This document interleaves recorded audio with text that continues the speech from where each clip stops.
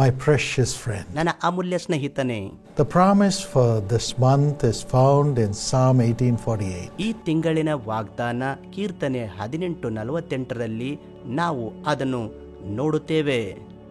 The psalmist says, "You exalted me above all my foes." ನನ್ನ ಎಲ್ಲ ಶತ್ರುಗಳ ಮೇಲೆ ನನ್ನನ್ನು ಮೇಲೆತ್ತಿದಿ ಎಂದು ಇಲ್ಲಿ ಕೀರ್ತನೆಗಾರನು ಹೇಳುತ್ತಾನೆ. From a violent man, O Lord, you rescued me. ಬಲಾತ್ಕಾರಿಗಳಿಂದ ನನ್ನನ್ನು ಓ ಕರ್ತನೆ ರಕ್ಷಿಸಿದಿ. In this world you find foes, ಈ ಲೋಕದಲ್ಲಿ ನಾವು ಶತ್ರುಗಳನ್ನು ಕಾಣುತ್ತೇವೆ. enemies, ಶತ್ರುಗಳು, violent people, ಬಲಾತ್ಕಾರದ ಜನಗಳು, jealous and wicked people. ಹೊಟ್ಟೆ ಕಿಚ್ಚಿನ ದುಷ್ಟ ಜನರು.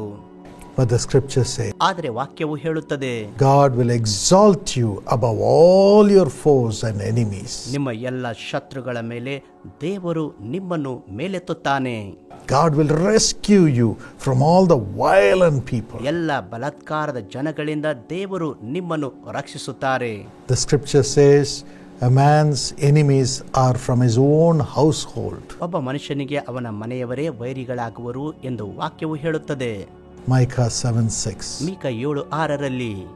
Yes, my friend. ಹೌದು ನನ್ನ ಸ್ನೇಹಿತನೇ, Sometimes ಕೆಲವು ಸಾರಿ when people who are very close to you break your heart, it goes like an arrow in your spirit. ಕೆಲವು ಸಾರಿ ನಿಮಗೆ ಹತ್ತಿರವಾಗಿರುವ ಜನರು ಮಾತ್ರ ನಿಮಗೆ ನೋವನ್ನು ಉಂಟು ಮಾಡುತ್ತಾರೆ. ಅದು ಒಂದು ಬಾಣದಂತೆ ಅದು ಒಳಗಡೆ ಹೋಗುತ್ತದೆ. Ingratitude. ಕೃತಜ್ಞತೆ ಇಲ್ಲದಿರುವಿಕೆ, Especially when it comes from your siblings ವಿಶೇಷವಾಗಿ ನಿಮ್ಮ ಸಹೋದರ ಸಹೋದರಿಯರಿಂದ ಅದು ಬರುವಾಗ, or sometimes from your own children. ಕೆಲವು ಸಾರಿ ನಿಮ್ಮ ಸ್ವಂತ ಮಕ್ಕಳಿಂದ ಬರುವಾಗ, After receiving everything from you, when they turn their backs against you and stab you, ನಿಮ್ಮಿಂದ ಎಲ್ಲವನ್ನು ಸ್ವೀಕರಿಸಿಕೊಂಡ ನಂತರ ಅವರು ನಿಮಗೆ ಹಿಂತಿರುಗಿ ಬೀಳುವಂತ ಸಂದರ್ಭದಲ್ಲಿ, oh, it breaks your heart. ಓ ಅದು ನಿಮ್ಮ ಹೃದಯ ಮುರಿಯುತ್ತದೆ. How much you would have sacrificed for them.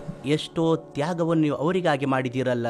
How much you would have troubled yourself to care for them and make them live. ಅವರು ಜೀವಿಸುವುದಕ್ಕಾಗಿ ನೀವು ಎಷ್ಟೋ ಅಂತಹ ಕಷ್ಟಗಳಿಗೆ ಒಳಗಾಗಿದಿರಲ್ಲ. How much you would have labored even in your office for your boss. ನಿಮ್ಮ ಮೇಲಾಧಿಕಾರಿಗೆ ನಿಮ್ಮ ಕಚೇರಿಯಲ್ಲಿ ಎಷ್ಟೋ ಕಷ್ಟಪಟ್ಟಿದಿರಲ್ಲ. Ingratitude, ಕೃತಜ್ಞತೆ ಇಲ್ಲದಿರುವುದು, foes, ವೈರಿಗಳು, violent people ಬಲಾತ್ಕಾರವುಳ್ಳ ಜನರು may have broken your heart. ನಿಮ್ಮ ಹೃದಯ ಮುರಿದಿದ್ದಾರೆ. But the scripture says, ಆದರೆ ವಾಕ್ಯವು ಹೇಳುತ್ತದೆ, God will exalt you above all your foes. ನಿಮ್ಮ ಎಲ್ಲ ಶತ್ರುಗಳ ಮೇಲೆ ದೇವರು ನಿಮ್ಮನ್ನು ಉನ್ನತಪಡಿಸುತ್ತಾರೆ. Your children and your boss will come and say, without you, we cannot do anything. We need you.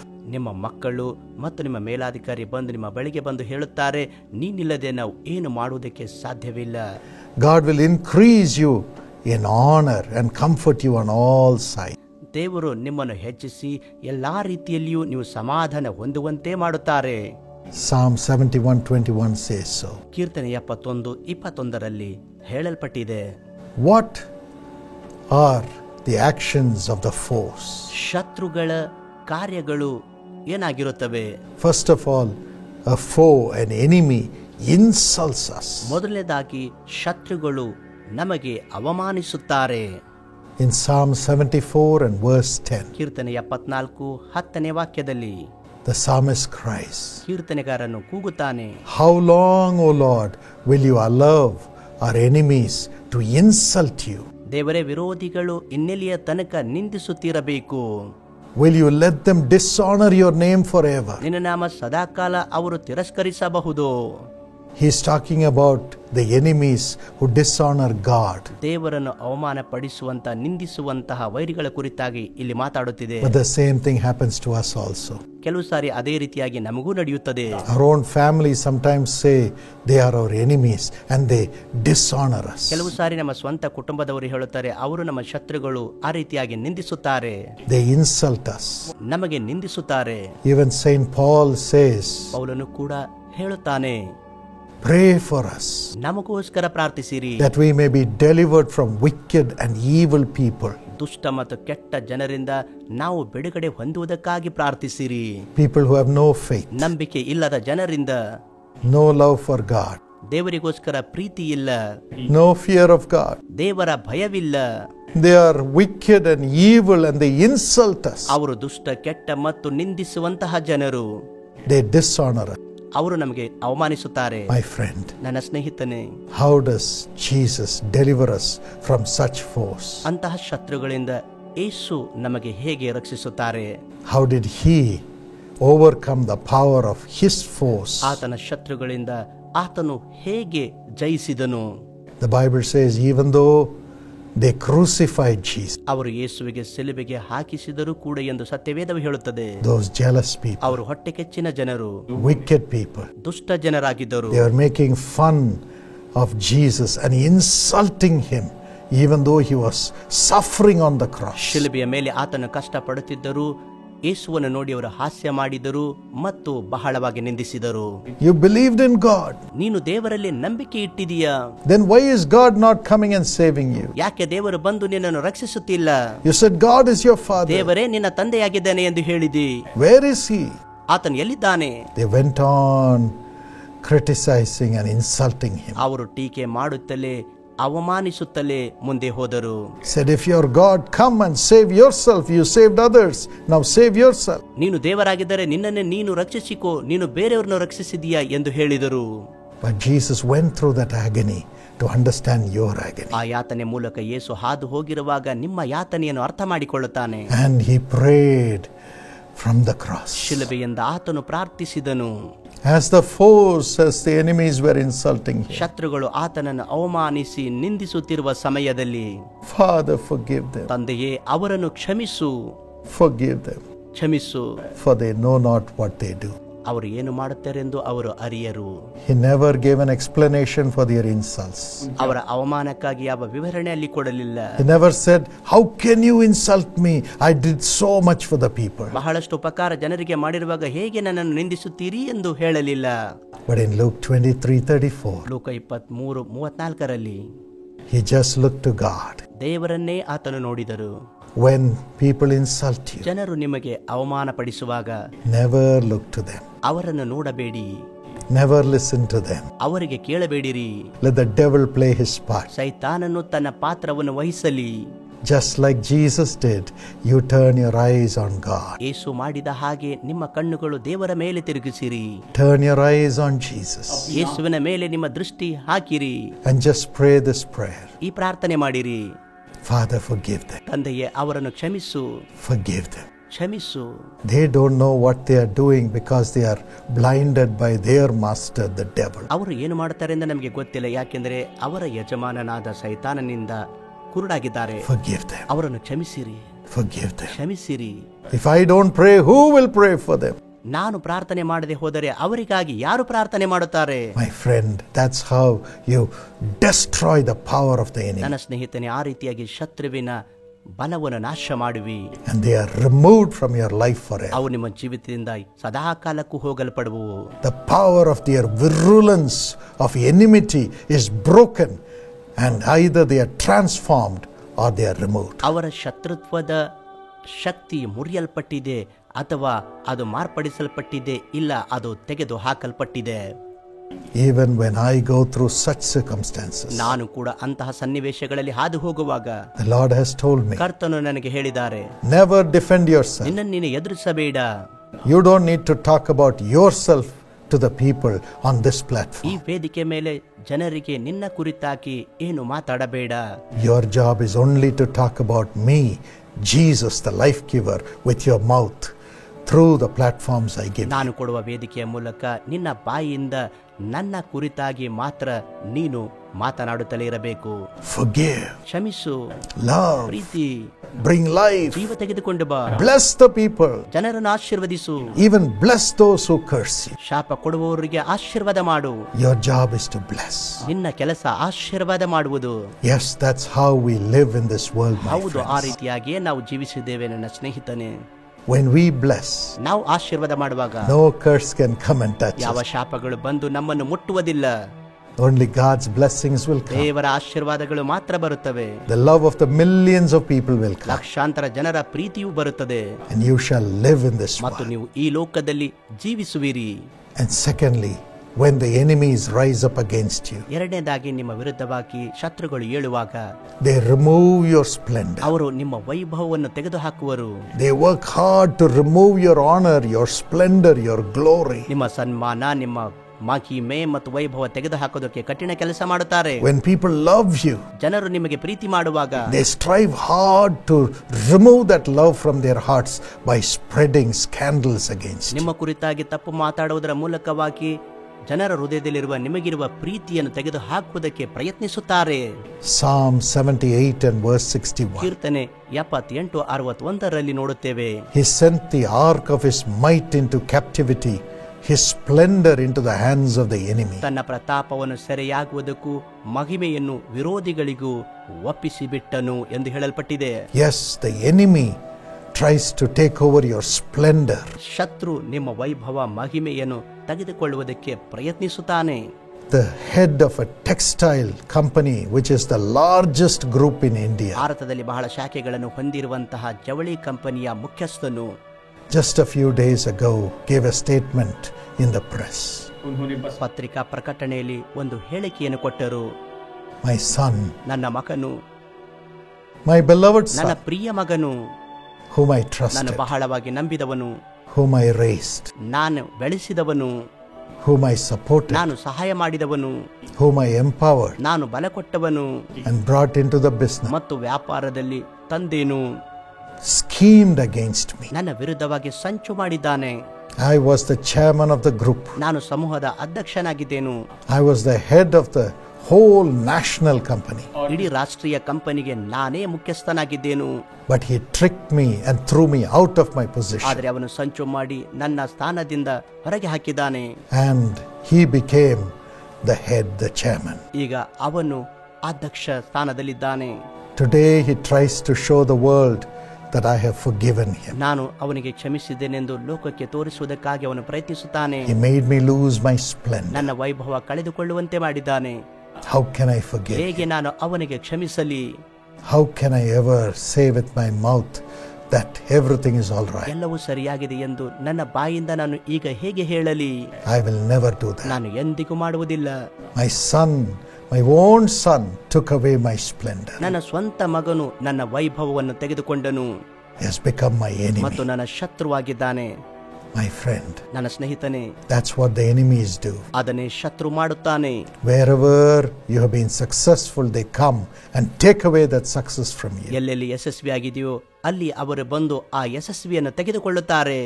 Some even do witchcraft to destroy the splendor which one has earned through hard work and labor. ಪರಿಶ್ರಮದಿಂದ ಪಡೆದುಕೊಂಡಂತ ವೈಭವವನ್ನು ಕೆಲವರು ಮಾಟ ಮಂತ್ರದ ಮೂಲಕವಾಗಿ ನಾಶ ಮಾಡುವುದಕ್ಕೆ ಪ್ರಯತ್ನಿಸುತ್ತಾರೆ. Some raise people to spread scandals. ಕೆಲವರು ಸುಳ್ಳು ಸುದ್ದಿ ಹಬ್ಬುವುದಕ್ಕೆ ಪ್ರಯತ್ನಿಸುತ್ತಾರೆ. And some scheme to take over positions even though those people have been raised by the people who are thrown out. ಹೊರಗೆ ತಳ್ಳಲ್ಪಟ್ಟ ಜನರು ಅವರು ಎಬ್ಬಿಸಲ್ಪಟ್ಟರೂ ಕೂಡ ಕೆಲವು ಸಾರಿ ನಮ್ಮ ಸ್ಥಾನವನ್ನು ತೆಗೆದುಕೊಳ್ಳುವುದಕ್ಕೆ ಅವರು ಪ್ರಯತ್ನಿಸುವವರಾಗಿದ್ದಾರೆ. Jesus came to do good to the people. ಯೇಸು ಜನರಿಗೆ ಒಳ್ಳೆಯದನ್ನು ಮಾಡುವುದಕ್ಕೆ ಬಂದನು. Night and day he brought healing to the sick, ರಾತ್ರಿ ಹಗಲು ರೋಗಿಗಳಿಗೆ ಆರೋಗ್ಯವನ್ನು ತಂದನು. fed the hungry, ಹಸಿದವರಿಗೆ ಊಟ ಬಡಿಸಿದನು. cared for the poor, ಬಡವರನ್ನು ನೋಡಿಕೊಂಡನು. comforted millions, ಲಕ್ಷಾಂತರ ಜನರಿಗೆ ಸಮಾಧಾನ ಪಡಿಸಿದನು. raised even the dead and brought back families to life. ಸತ್ತವರನ್ನು ಎಬ್ಬಿಸಿ ಕುಟುಂಬದಲ್ಲಿ ಜೀವವನ್ನು ತಂದನು. But the jealous people ಆದರೆ ಹೊಟ್ಟೆ ಕಿಚ್ಚಿನ ಜನರು worked hard to remove his splendor, ಆತನ ವೈಭವ ತೆಗೆದುಹಾಕುವುದಕ್ಕೆ ಪ್ರಯತ್ನ ಪಟ್ಟರು. accused him ದೂಷಿಸಿದರು. unjustly, ಅನ್ಯಾಯವಾಗಿ crucified him on the cross. ಶಿಲುಬೆಗೆ ಏರಿಸಿದರು. Isaiah 53:2 says, ಯೆಶಾಯ 53:2 ಹೇಳುತ್ತದೆ, on the cross ಶಿಲುಬೆಯ ಮೇಲೆ he had no beauty, ಆತನಿಗೆ ಸುಂದರತೆ ಇರಲಿಲ್ಲ, no majesty ವೈಭವ ಇರಲಿಲ್ಲ. to attract us to him. ಆತನ ಕಡೆಗೆ ನಮ್ಮನ್ನು ಎಳೆದುಕೊಳ್ಳುವುದಕ್ಕಾಗಿ All his appearance was removed, the splendor was removed so that we would not desire him. ಆತನನ್ನು ನಾವು ಬಯಸದಂತೆ ಆತನ ಎಲ್ಲ ಅಂದ ಚಂದಗಳು ತೆಗೆಯಲ್ಪಟ್ಟವು. He was despised and rejected by man. ಮನುಷ್ಯರಿಂದ ತಿರಸ್ಕಾರಕ್ಕೆ ಒಳಗಾದವನು ಆದನು. He became a man of suffering, ಕಷ್ಟಪಡುವ ವ್ಯಕ್ತಿಯಾದನು. familiar with pain. ನಮ್ಮ ನೋವನ್ನು ಅನುಭವಿಸಿದನು. We hid our faces from ನಮ್ಮ him. ಮುಖಗಳು ಆತನಿಂದ ನಾವು ಹೊರೆ ಮಾಡಿಕೊಂಡೆವು. He was despised ಆತನು ತಿರಸ್ಕರಿಸಲ್ಪಟ್ಟನು, and kept in low esteem. ಬಹಳ ದೀನ ಸ್ಥಿತಿಗೆ ಬಂದನು. Jesus knows that agony. ಯೇಸುವಿಗೆ ಆ ಯಾತನೆ ಗೊತ್ತು, He knows that ಆ suffering. ಕಷ್ಟ ಆತನಿಗೆ ಗೊತ್ತು, He knows that pain. ಆ ನೋವು ಆತನಿಗೆ ಗೊತ್ತು. To have lost all the splendor. ಎಲ್ಲ ವೈಭವ ಕಳೆದುಕೊಂಡನು. He went through it on the cross. ಶಿಲುಬೆಯ ಮೇಲೆ ಅದರ ಮೂಲಕ ಹಾದು ಹೋದನು. Why? ಯಾಕೆ? To restore you to health. ನಿನ್ನ ಆರೋಗ್ಯ ಪುನರ್ಸ್ಥಾಪಿಸುವುದಕ್ಕಾಗಿ. In Jeremiah 30 and verse 17, ಯೆರೆಮೀಯ 30:17 ನೋಡುತ್ತೇವೆ. the Lord says, ಕರ್ತನು ಹೇಳುತ್ತಾನೆ, I will restore you to ನಾನು health ನಿನಗೆ ಕ್ಷೇಮವನ್ನು ಉಂಟು ಮಾಡುವೆನು, and heal your wounds. ನಿನ್ನ ಗಾಯಗಳನ್ನು ವಾಸಿ ಮಾಡುವೆನು. I will heal your wound, ನಿನ್ನ ಗಾಯಗಳನ್ನು ವಾಸಿ ಮಾಡುವೆನು. your physical wound, ನಿನ್ನ ಶಾರೀರಿಕ ಗಾಯಗಳು, wounds caused by witchcraft, ಮಾಟ ಮಂತ್ರದಿಂದ ಉಂಟಾದ ಗಾಯಗಳು, the wounds caused by the wicked people, ದುಷ್ಟ ಜನರಿಂದ ಉಂಟಾದ ಗಾಯಗಳು, the wounds caused by shame and dishonor because of false propaganda. ಸುಳ್ಳು ಸುದ್ದಿಯ ಮೂಲಕವಾಗಿ ಅವಮಾನದಿಂದ ಬಂದಂತಹ ಎಲ್ಲ ಗಾಯಗಳು. I will heal your wounds. ನಿನ್ನ ಗಾಯಗಳನ್ನು ವಾಸಿ ಮಾಡುವೆನು. I have taken your infirmity. ನಿಮ್ಮ ಅಪರಾಧ ನಾನು ತೆಗೆದುಕೊಂಡಿದ್ದೇನೆ, I have borne your diseases. ನಿಮ್ಮ ರೋಗಗಳನ್ನು ಹೊತ್ತುಕೊಂಡೇನು. Matthew 8:17. ಮತ್ತೆ 8:17 Many years ago there was a Mughal king, ಅನೇಕ ವರ್ಷಗಳ ಹಿಂದೆ ಒಬ್ಬ Mughal ರಾಜನಿದ್ದನು. and his son, when he was born sick. ಅವನಿಗೆ ಮಗನು ಹುಟ್ಟಿದಾಗ ರೋಗದಿಂದ ಹುಟ್ಟಿದನು. One sickness after another came and struck the son. ಆ ಮಗನಿಗೆ ಒಂದರ ಮೇಲೆ ಒಂದು ರೋಗಗಳು ಬಂದು ಹತ್ತಿಕೊಂಡವು. Doctor said he will die. ವೈದ್ಯರು ಹೇಳಿದರು ಅವನು ಸತ್ತು ಹೋಗುತ್ತಾನೆ. He became skin and bone. ಅವನು ಬಹಳ ಬಲಹೀನನಾದನು. But then the father prayed, ಆದರೆ ತಂದೆ ಪ್ರಾರ್ಥಿಸಿದನು, Almighty God, ಸರ್ವಶಕ್ತನಾದ ದೇವರೇ, take my life ನನ್ನ ಜೀವಿತ ತೆಗೆದುಕೋ, and give my life to my son. ನನ್ನ ಜೀವ ನನ್ನ ಮಗನಿಗೆ ಕೊಡು. He's so pathetic to look ಅದು at. ನೋಡುವುದಕ್ಕೆ ಬಹಳ ಪರಿತಾಪಕರವಾಗಿದೆ. He doesn't have the splendor of a king. ರಾಜನ ವೈಭವ ಅವನಿಗೆ ಇಲ್ಲ. He's dying. ಸಾಯುತ್ತಿದ್ದಾನೆ. Make him live. ಜೀವಿಸುವಂತೆ ಮಾಡು. Take my life. ನನ್ನ ಜೀವ ತೆಗೆದುಕೋ. Alas, the father died. ತಂದೆಯು ತೀರಿ ಹೋದನು. The son came alive. ಮಗನು ಬದುಕಿದನು. The child grew, ಮಗನು ಬೆಳೆದಾಗ became a mighty emperor, ದೊಡ್ಡ ಚಕ್ರವರ್ತಿಯಾದನು. and he ruled the nation. ರಾಷ್ಟ್ರಗಳನ್ನು ಅವನು ಆಳಿದನು. My friend, ನನ್ನ ಸ್ನೇಹಿತನೇ, Jesus did that for you. ಯೇಸು ಅದನ್ನೇ ನಿಮಗಾಗಿ ಮಾಡಿದಾನೆ.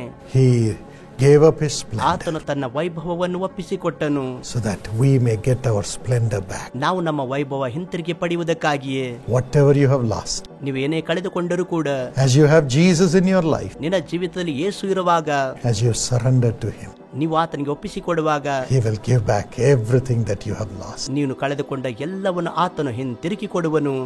For the shame that you have gone through, ನೀನು ಅವಮಾನದ ಮೂಲಕ ಹಾದು ಹೋಗಿರುವಾಗ Jesus will give you double portion of honor. ಯೇಸು 2ರಷ್ಟು ಮಾನವನ್ನು ನಿಮಗೆ ಕೊಡುವನು. Do not be afraid. ಭಯಪಡಬೇಡ, Do not be afraid. ಭಯಪಡಬೇಡ. And finally, ಕೊನೆಯದಾಗಿ, the evil people bring the fear of death. ಕೆಟ್ಟ ಜನರು ಮರಣದ ಭಯವನ್ನು ತರುತ್ತಾರೆ. Lamentation 2:4. ಪ್ರಲಾಪಗಳು 2:4 He has bent his bow like an enemy. ಅವರು ಶತ್ರುವಿನ ಹಾಗೆ ತಮ್ಮ ಬಿಲ್ಲನ್ನು ಬಗ್ಗಿಸಿದ್ದಾರೆ. With his right hand set like a foe.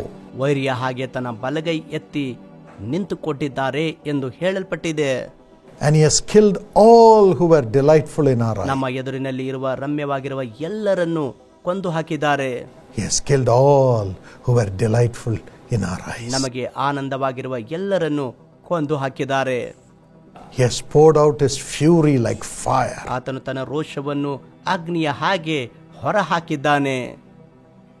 Amos 3:11. ಆಮೋಸ 3:11 An enemy will overrun your land, ಶತ್ರುವು ನಿನ್ನ ದೇಶವನ್ನು ಮುತ್ತಿಕೊಳ್ಳುವನು, pull down your strongholds, ನಿನ್ನ ಶಕ್ತಿಯನ್ನು ಕುಂದಿಸಿ ಬಿಡುವನು, plunder your fortress. ನಿನ್ನ ಅರಮನೆಗಳು ಸೂರೆಯಾಗುವವು. Yes, ಹೌದು, the enemy has come to plunder all that we have ನಿಮಗಿರುವುದೆಲ್ಲವೂ ಶತ್ರುವು ಕಸಿದುಕೊಳ್ಳುವುದಕ್ಕಾಗಿ ಬರುತ್ತಾನೆ and to kill. ಮತ್ತು ಕೊಂದು ಹಾಕುವುದಕ್ಕಾಗಿ. John 10:10 says, ಯೋಹಾನ 10:10 ಹೇಳಲ್ಪಟ್ಟಿದೆ. Jesus said, ಯೇಸು ಹೇಳುತ್ತಾರೆ, the enemy, ಶತ್ರು, the thief, ಕಳ್ಳನು, Satan ಸೈತಾನನು comes to steal, to kill and to destroy. ಕದ್ದುಕೊಳ್ಳುವುದಕ್ಕೂ, ಹಾಳು ಮಾಡುವುದಕ್ಕೂ, ಕೊಲೆ ಮಾಡುವುದಕ್ಕೂ ಬರುತ್ತಾನೆ. Maybe you have gone through it. ನೀವು ಅದರ ಮೂಲಕ ಹಾದು ಹೋಗಿರಬಹುದು. Death after death, ಮರಣದ ನಂತರ ಮರಣವು, plundering after plundering, ಸೂರೆಗಳ ನಂತರ ಸೂರೆಗಳು ನಡೆದಿರಬಹುದು. loss after loss by the wicked people. ದುಷ್ಟ ಜನರಿಂದ ನಷ್ಟದ ಮೇಲೆ ನಷ್ಟ ಆಗಿರಬಹುದು. People scheming even though you have helped them. ನೀವು ಅವರಿಗೆ ಸಹಾಯ ಮಾಡಿದರೂ ಕೂಡ ಅವರು ನಿಮ್ಮ ವಿರುದ್ಧವಾಗಿ ಸಂಚು ರೂಪಿಸಬಹುದು. But ಆದರೆ Jesus is coming to you. ಯೇಸು ನಿಮ್ಮ ಬಳಿಗೆ ಬರುತ್ತಿದ್ದಾರೆ. He will give you life, ಆತನೇ ಜೀವ ಕೊಡುವನು, an abundant life, ಸಮೃದ್ಧಿ ಜೀವನ, and give you back everything that you have lost. ನೀವು ಕಳೆದುಕೊಂಡ ಎಲ್ಲವನ್ನು ನಿಮಗೆ ಹಿಂತಿರುಗಿ ಒದಗಿಸಿಕೊಡುವನು. He will never allow the fear of death to overcome you. ಮರಣ ಭಯ ನಿಮ್ಮ ಮೇಲೆ ಜಯಿಸುವುದಕ್ಕೆ ಆತನು ಬಿಡುವುದಿಲ್ಲ. Because according to Hebrews 2:14 and 15, ಇಬ್ರಿಯ 2:14 ಮತ್ತು 15 ಪ್ರಕಾರ Jesus destroyed the power of death and the one who has the power over death on the cross through his death. ಯೇಸು ಶಿಲುಬೆಯ ಮೇಲೆ ತನ್ನ ಮರಣದಿಂದ ಮರಣಾಧಿಕಾರಿಯನ್ನು, ಸೈತಾನನ ಮರಣ ಭಯದ ಶಕ್ತಿಯನ್ನು ಆತನು ನಾಶ ಮಾಡಿದನು. And because of the great love Jesus has for you, ಯೇಸು ನಿಮಗಾಗಿ ಇಟ್ಟಿರುವ ದೊಡ್ಡ ಪ್ರೀತಿಯ ನಿಮಿತ್ತವಾಗಿ you will not ನೀವು die. ಸಾಯುವುದಿಲ್ಲ, You will not be consumed. ನೀವು ನಾಶವಾಗುವುದಿಲ್ಲ. Lamentation 3:22-23 says, ಪ್ರಲಾಪ 3:22-23 ಹೇಳಲ್ಪಟ್ಟಿದೆ, the Lord will be faithful. ಕರ್ತನು ನಂಬಿಕಸ್ತನು, Every morning ಪ್ರತಿ ಮುಂಜಾನೆ he will send his love upon you. ನಿಮ್ಮ ಮೇಲೆ ಪ್ರೀತಿ ಸುರಿಸುತ್ತಾನೆ. Love upon you. ಪ್ರೀತಿ ನಿಮ್ಮ ಮೇಲೆ. This is my son. ಇವನು ನನ್ನ ಮಗನು, This is my daughter. ಇವಳು ನನ್ನ ಮಗಳು. He will say about you. ನಿನ್ನ ಕುರಿತಾಗಿ ಹೇಳುತ್ತಾನೆ, And he will say, I love him. ನಾನು ಅವನನ್ನು ಪ್ರೀತಿಸುತ್ತೇನೆ ಎಂದು ಹೇಳುತ್ತಾನೆ. I love her. ಅವಳನ್ನು ಪ್ರೀತಿಸುತ್ತೇನೆ. I will not allow the enemy, Satan, and the wicked people to destroy him or her. ಅವಳನ್ನು ಅಥವಾ ಅವನನ್ನು ನಾಶ ಮಾಡುವುದಕ್ಕೆ ಅಥವಾ ದುಷ್ಟ ಜನರು ಸೈತಾನನ್ನು ನಾಶ ಮಾಡುವುದಕ್ಕೆ ಬಿಡುವುದಿಲ್ಲ. Enemy may come to bring death or the fear of death and the fear of being plundered and losing everything. ಶತ್ರು ಮರಣ ಭಯವನ್ನು ತರುವುದಕ್ಕಾಗಿ ಅಥವಾ ಎಲ್ಲ ಕಳೆದುಕೊಳ್ಳುವಂತ ಭಯ ತರುವುದಕ್ಕಾಗಿ ಬರಬಹುದು. The enemy may come to take away your glory, your splendor, your position of great honor. ಶತ್ರು ನಿಮ್ಮ ಸನ್ಮಾನ, ಗೌರವ, ವೈಭವ ತೆಗೆದುಕೊಳ್ಳುವುದಕ್ಕಾಗಿ, ನಿಮ್ಮ ಸ್ಥಾನಮಾನ ತೆಗೆದುಕೊಳ್ಳುವುದಕ್ಕಾಗಿ ಶತ್ರು ಬರಬಹುದು. The enemy may come to insult you unjustly and make you lose your name. ಅನ್ಯಾಯವಾಗಿ ಶತ್ರು ನಿಮ್ಮನ್ನು ಅವಮಾನಿಸಿ ನಿಮ್ಮ ಹೆಸರನ್ನು ಕಳೆದುಕೊಳ್ಳುವಂತೆ ಮಾಡಬಹುದು. But Jesus will stand. ಆದರೆ ಯೇಸು ನಿಮ್ಮೊಂದಿಗೆ ನಿಂತುಕೊಳ್ಳುತ್ತಾರೆ. He says, I will never leave you. ನಾನು ನಿನ್ನನ್ನು ಎಂದಿಗೂ ಬಿಟ್ಟು ಹೋಗುವುದಿಲ್ಲ, I will never forsake you. ನಿನ್ನನ್ನು ಮರೆತು ಬಿಡುವುದಿಲ್ಲ, I will never fail ನಾನು you. ನಿನಗೆ ಕೆಳಗೆ ಹಾಕುವುದಿಲ್ಲ, I will be with you. ನಿನ್ನೊಂದಿಗೆ ಇರುತ್ತೇನೆ, And I will raise you up to high places. ಎತ್ತರದ ಸ್ಥಾನಕ್ಕೆ ನಿಮ್ಮನ್ನು ಮೇಲೆತ್ತುವೆನು, I'll fill you with my glad. ನನ್ನ ಆನಂದದಿಂದ ನಿಮ್ಮನ್ನು ತುಂಬುವೆನು, And I will give you all the inheritance for you to enjoy. ನೀವು ಆನಂದಿಸುವುದಕ್ಕೆ ಎಲ್ಲ ಬಾಧ್ಯತೆಯನ್ನು ನಿಮಗೆ ಕೊಡುವೆನು. Isaiah 58:14. Jeshaiah 58:14 May these blessings come upon you in the name of Jesus. ಎಲ್ಲ ಆಶೀರ್ವಾದಗಳು ಯೇಸುವಿನ ನಾಮದಲ್ಲಿ ನಿಮ್ಮ ಮೇಲೆ ಬರಲಿ.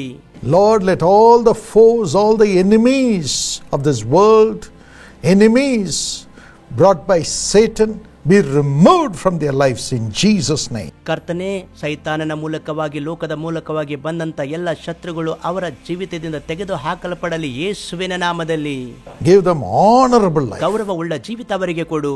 No more insults. ಇನ್ನು ಮೇಲೆ ಅವಮಾನವಾಗದಿರಲಿ. Give them their splendor and honor back. ಅವರ ಮಾನ, ವೈಭವ ಅವರಿಗೆ ಹಿಂತಿರುಗಿ ಕೊಡು. And give them back everything that they have ಅವರು lost. ಕಳೆದುಕೊಂಡದೆಲ್ಲವನ್ನು ಅವರಿಗೆ ಕೊಡು. In Jesus' name. ಯೇಸುವಿನ ನಾಮದಲ್ಲಿ. Amen. Amen. God bless you. ದೇವರು ನಿಮ್ಮನ್ನು ಆಶೀರ್ವದಿಸಲಿ.